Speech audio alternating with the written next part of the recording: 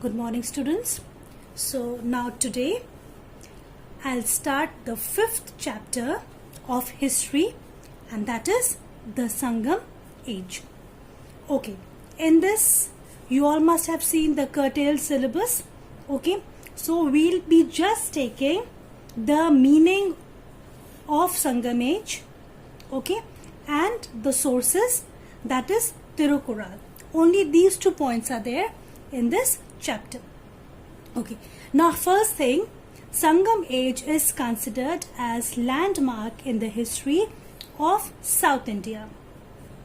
The word Sangam is a Tamil form of the Sanskrit Sangha, which means an assembly or an association.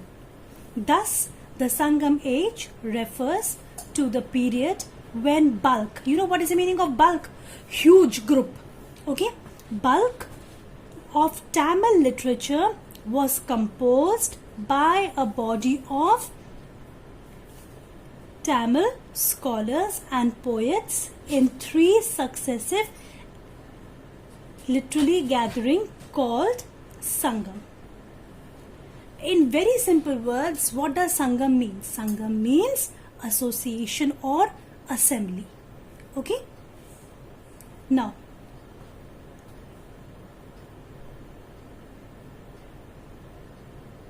these took place between 1st century BC and 2nd century AD in the kingdom of Pandyas.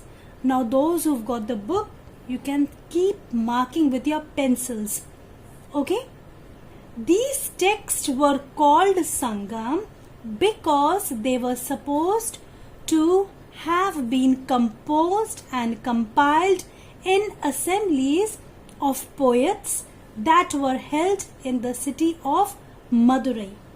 Okay, these books were known as Sangam. Why? Because they were composed and compiled by the assemblies of poets. Means many poets have assembled it.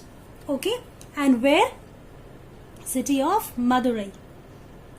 Then it is believed that the first Sangam was attended by gods and legendary sages, but all its work have perished.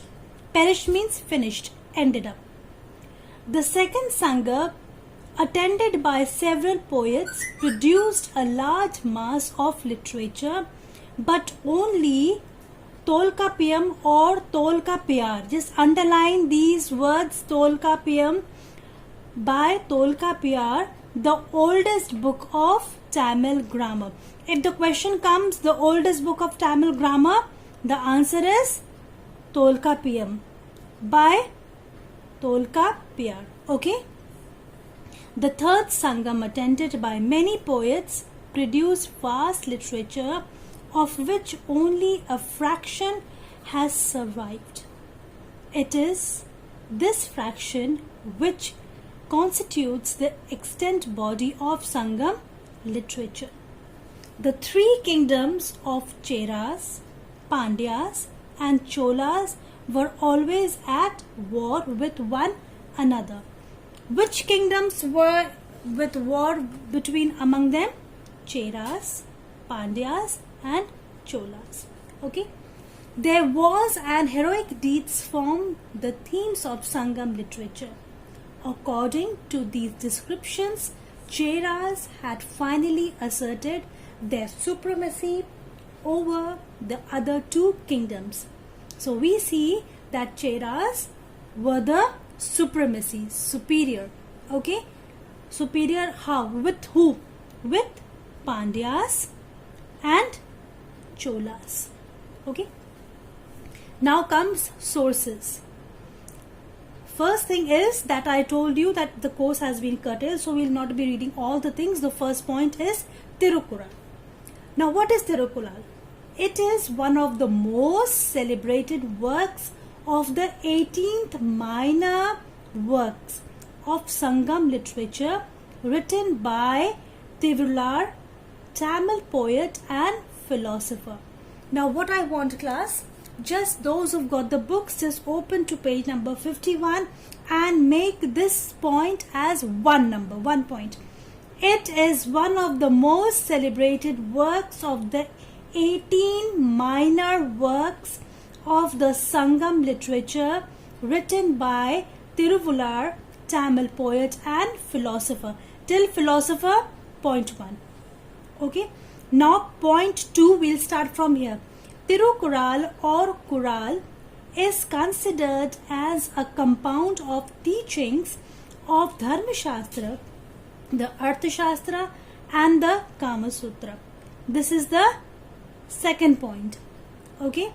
Third point, mark in your book, again I'm saying, third point, it comprises a series of brief metrical proverbs on many aspects of life and religion. Till religion, third point. Okay. Now turn your page number 52. Okay. And page number 52, we'll be marking it as a fourth point. Okay. It is collection of Tamil couplets organized into 133 chapters. Each chapter has a specific subject ranging from plowing a piece of land to ruling a country. It preaches simplicity and truth throughout its verses. From it is a collection of Tamil till its verses, point 4. Okay. Then fifth point, the 133 chapters are grouped into 3 sections. A part, Aram, that is righteousness.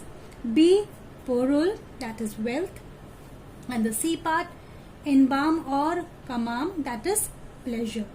While Aram in Ibnam discuss about ethical living in private life, Porul deals with public affairs. Okay, so I hope you all have marked this as fifth point. So we have 5 points in this topic, and that is Tirukural. Okay, now here we see, class, these things are not in the syllabus, right? Now come to page number 57, that is your question answers. Okay, so whatever, if the question is related what I have taught you, just do that question and leave the other questions. Okay, in short answers, as you all know, you have to mark in your history books only. Okay, and in your notebook you can write down the first question, structured question, first question, and then second question, it's not there but you write it down. What is Tirukural? What is Tirukural? And the same thing answer, I want the 5 points which I made you marked. You have to write those 5 points in this answer. Okay, those paragraphs which are in the book, those do the questions or mark the questions in your books, but in your fair notebook, question number 1 and this question which I told you, what is Tirukural, should be in your notebook. Okay, so here I have come to the end of this chapter number 5.